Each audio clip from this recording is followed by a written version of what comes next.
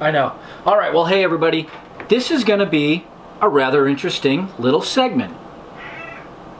I was thinking of a spot local to here that has some very interesting history. Now, what makes this segment interesting is I had made this back in April of 2018 for Patreon specifically. Not too many people have actually seen it, and you know what?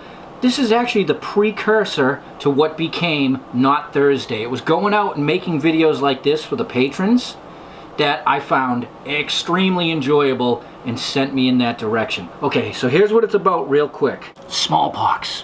Yes, that's right, smallpox. Not too far from where we're standing was the sick house during the 1860s. And not too far off from that is a very interesting headstone that you have to see. So sit back, enjoy this quick little history tour, and I'll see you when it's done.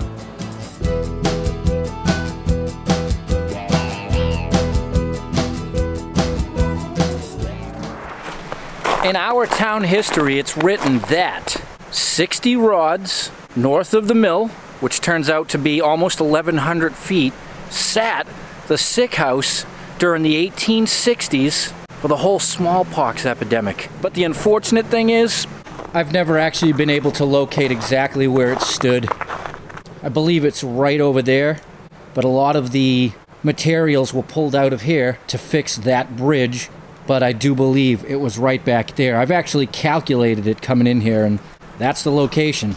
And what really burns me, and it's a shame, it actually states in the late 1800s when the history book was written that the chimney stack was still visible back here. And I had planned on doing a video on finding it and stuff, but there's nothing back here that I can locate. All right, you ready for the next really interesting thing? And this is so cool, and you're not gonna see this every day. All right, so what we have to do is we got to just take a quick little drive and go about a quarter of a mile up through the woods here to a resting place. Let's go.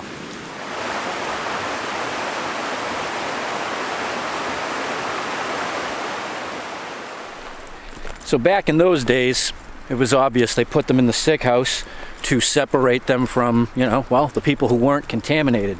But for those who didn't go to the sick house and remained in the same home with everyone else, well, unfortunately, most of them perished. And that's the case here for the family that lived just up from the mill. So what did they do? They buried them far away from the home site. Actually, to the point where they didn't even bury them in the town cemetery. They didn't want contamination of any sorts anywhere. So a lot of times what they did was they buried them, kind of out in the middle of nowhere. Got them away from the home site. And in this case, this is probably 2/10 of a mile away from where the house sat. Check this out.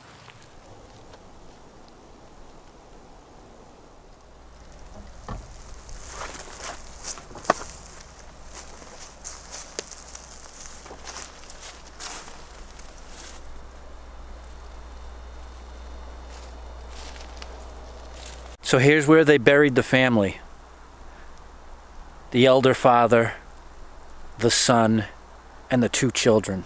You may not see a smallpox cemetery every day, but I said I was going to show you something you really don't see every day. And this is the remarkable thing about this. First time I had found this, probably 15 years ago, I was out here going, is that right? It's not. So poor old Elbridge died of the smallpox, June 31st, 1848. If that wasn't bad enough, you know what's wrong with this picture? That's right, with the exception of the continuum, there is in fact no June 31st. All right, well, I hope you enjoyed that. It was good to get outside again, go for a little bit of a hike. I haven't been up here in probably 8 years, so it was cool to pay my respects, pay a visit, and get some fresh air. See y'all soon. All right, everybody, thank you so much for stopping by and watching. I thoroughly enjoy all your comments. I do read every single one of them and get back to 99% if possible.